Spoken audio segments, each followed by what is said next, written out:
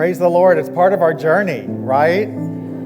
It is part of our journey. We have a long spiritual journey that lasts throughout our entire lifetime. And praise and adoration and worship and love and peace and joy are all places along that journey. And I want to take you down parts of my spiritual journey. On this Father's Day, it occurred to me that my spiritual journey actually kind of mirrored the journey I took with my own father through life. Because as my understanding of my God developed as I traveled my spiritual journey, my understanding of my father over my lifetime also changed and developed. And there's some similarities. I remember as a child, my father was the protector. He took care of the family. I have 6 siblings, and he worked to make sure that everybody was safe and taken care of and protected. And if anybody stepped up and even, hinted at not being nice to one of his children, he was a grizzly bear. He was a grizzly bear because that's what we needed at that time. And our relationship with him at that time was the perfect relationship for what we needed. And on my spiritual journey, I realized that that's a great place to start.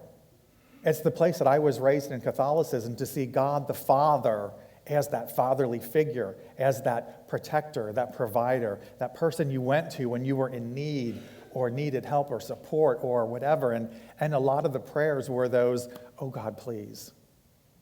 Oh, please. Can you? Will you? And I saw what I couldn't find yet in myself. I needed to have something given to me. So God, the Father out there, was my provider and my protector and my go-to guy, so I could make those prayers saying, oh God, please help me with this. Give me strength. God, I can't pay the bills this month. Please, I need a bonus. God, please. Whatever comes up, you go, oh God, go God, go God. But what a great foundation. And it's the foundation of our complete consciousness development as we try to get to a closer relationship with God. The Old Testament starts that way, the Hebrew Bible. It starts with the Israelites going to God for everything they needed. And it culminated in what we call the Mosaic Covenant, which is where after we got the 10 Commandments, God said to the Israelites, if you will be my people, I will be your God. If you do what I say and follow my rules, I will take care of you and everything will be given to you. But if you don't, there'll be consequences. And the Old Testament is full of stories of people meeting those obligations and being rewarded and people falling short and things happening to them that they would say the wrath of God. Well, those stories are in the Hebrew Bible. And I look at that and I think, well, that's exactly the relationship I had with my dad too, because if you followed his rules, things were good, but if you didn't, oh, look out, because wait till your father gets home. But that's a great foundation. And that was my beginning in Catholicism, of seeing that God out there as supplying all my needs and watching out for me and taking care of me and being the ally that I needed, was what I needed at that perfect place on my spiritual journey. That step of my spiritual path was perfect for me. Just as having my food on the table and a place to call home that my real father had provided for us. But like all stages of life, we kind of grow up and develop. And as I moved forward in my life with my relationship with my father, I went to become an adult, adolescent, and a young adult. And my relationship had to change from one of being a provider and a protector to a mentor. I needed someone to learn from. I needed someone to tell me the ways and the rules that we're operating under. And I had this experience with my father one time because, he was raised to be fairly stoic, but I had the opportunity, and he had the opportunity to share some wisdom with me through a retreat that I went on. It was in the Catholic Church. It was called Christ Renews His Parish. And you went on this retreat over the weekend, and on the last morning of the retreat, you received this envelope full of letters from people who had been on the retreat before, with just a little note saying, we're praying for you this weekend, we're supporting you on your path, God is with you, all kinds of just wonderful little notes from people who had done it before. But they also went around to the friends and family members of the people on the retreat, and they said, would you like to write a letter to whoever that you know that's on this retreat to support them and give them any advice or wisdom that you would like to give them? So my family did that, and as I'm opening up this envelope, I'm finding all of a sudden these letters from siblings and my parents, and I got one from everybody, and my dad wrote one. And this retreat I was in my 20s, so it was 20 years ago.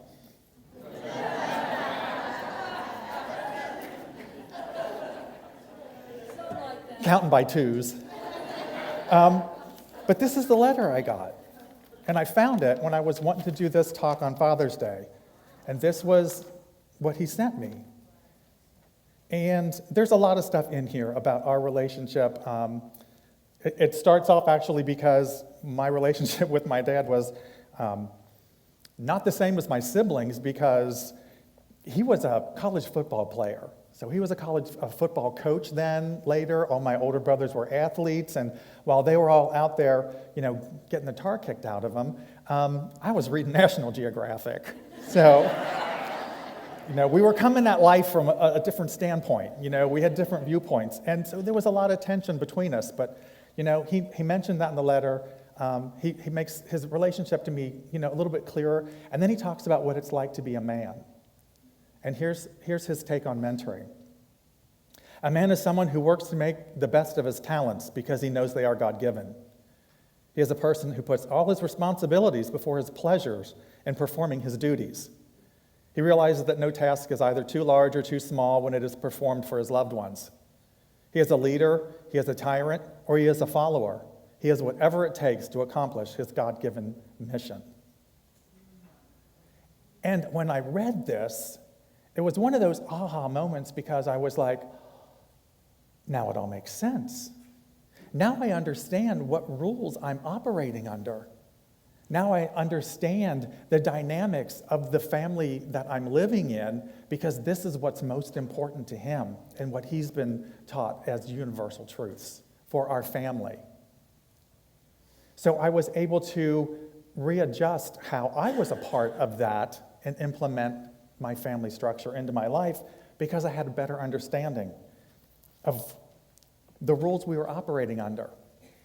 And I see that in our spiritual journey, because when we move from God the provider or the protector and we move into God the mentor, that's what God is doing for us. He's not that person out there anymore that's just trying to supply our needs and take care of us when we can't do it for ourselves. He's that person who is right here with us, telling us how the world operates.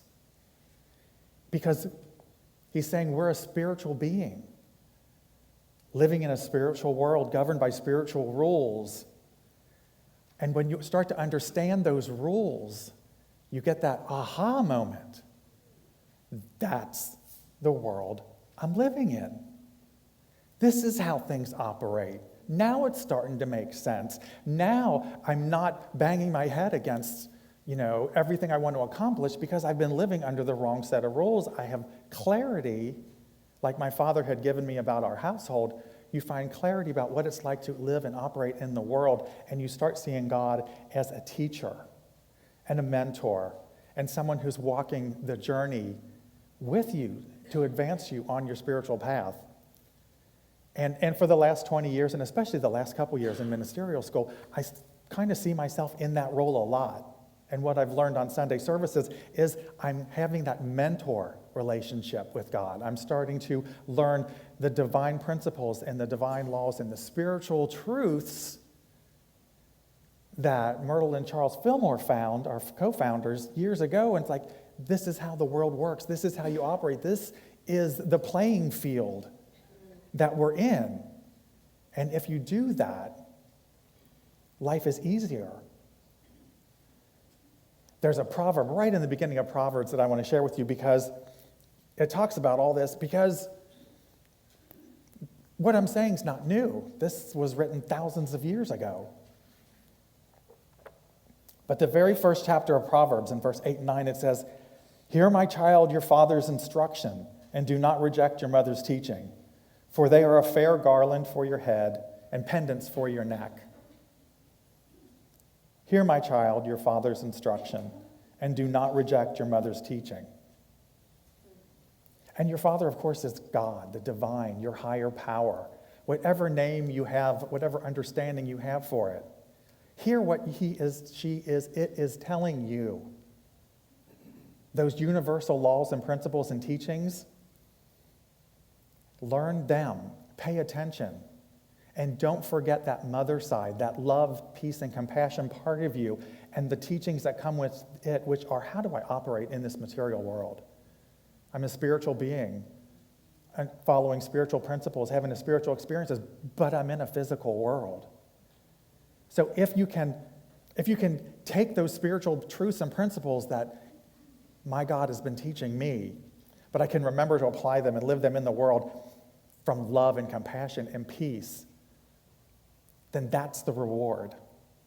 It's automatic. That's the garland for my head and the pendant around my neck. It's not material gains. It's the life that you end up with living by following those principles. And when I'm on that part of my path right now, it's absolutely perfect for me. Every step along your spiritual path is perfect. And I see myself moving a little bit further down the path. And I go to really our unity principles. For me, just encapsulate them. And the second unity principle is the Spirit of God is in me, and therefore I am of God and I am inherently good because we're the same. If God is everywhere and in everything, then I'm God and you are God. And you have within you all that you possibly need, and you're perfect wherever you are, whatever you're doing. My favorite passage is in the Bible of John. Let me read that for you too, because I'll never get it right from memory. But it's in John 6:17, and it's verses 22 and 23. The glory that you have given me, I have given them, so that they may be one as we are one, I in them and you and me, that they may become completely one, so that the world may know that you have sent me and have loved them, even as you have loved me. It's that sense of complete oneness. The glory that you have given me, I have given them, so that they may be one as we are one, I in them and you in me, that they may become completely one. And that's another phase of our spiritual journey, when we really realize that we are absolutely one, and one with God, so that we move another step down our spiritual journey, going from mentor, and now God is our partner. That we're living life alongside of, within, and through our divine nature. That we're all one, we're one with God, and God is with us on our journey. And I find that for me, that manifests for me about 5 minutes before I come up here to talk. Because I literally sit down and try to get centered and I say, oh, let me be your voice, let me be your mouthpiece, speak through me so that one person will hear something they need. So that my intention is to work with God, to be one with God, so that whatever happens in my life, we do it together. And as a father, I've had to eat some humble pie and realize that's what I need to do for my kids, is to just be there for them and then live their life with them, not for them, not to them, or have them live their life my way. And that's what that divine presence that's within each and every one of us is saying, that here's your life, and I'm here with you through it all, and we can make this wonderful together because we are all one. And that's another place down the spiritual journey. So you have, for me, my parts of my spiritual journey were God the protector, provider, God the mentor, and now God the partner. But the thing I've learned about this spiritual path that I'm on Like me, it ain't straight.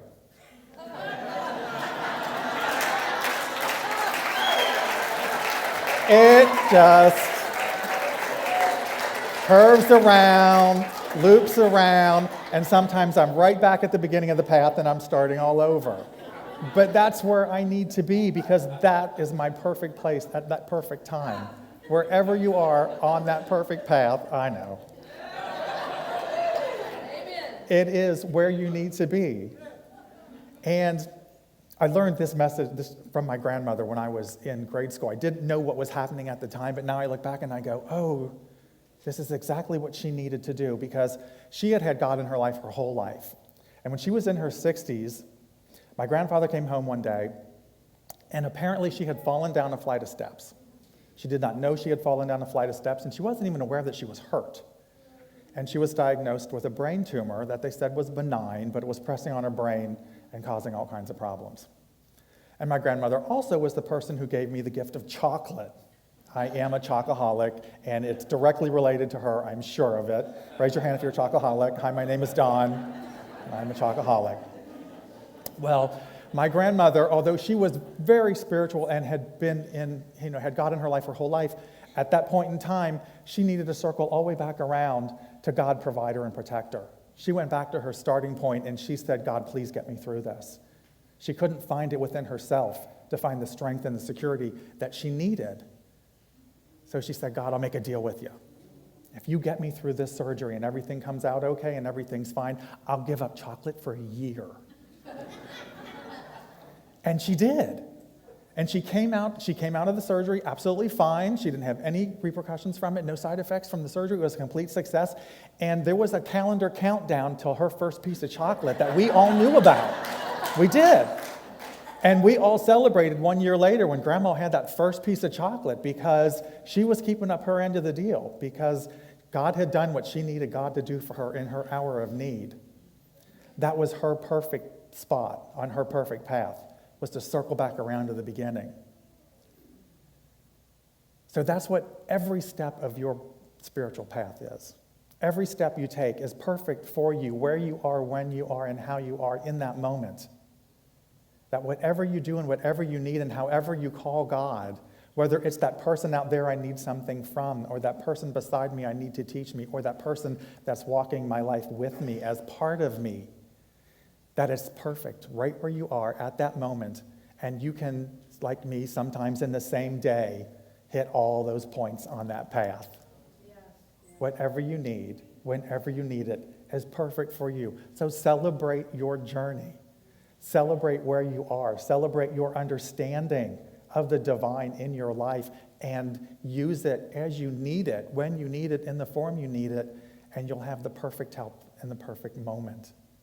It's what I've learned. It's my truth right now, and I hope it makes just a little bit of sense to you. So use that as you go forward. If you think of nothing else today, just remember, where I am is a perfect place for me right now, in this moment.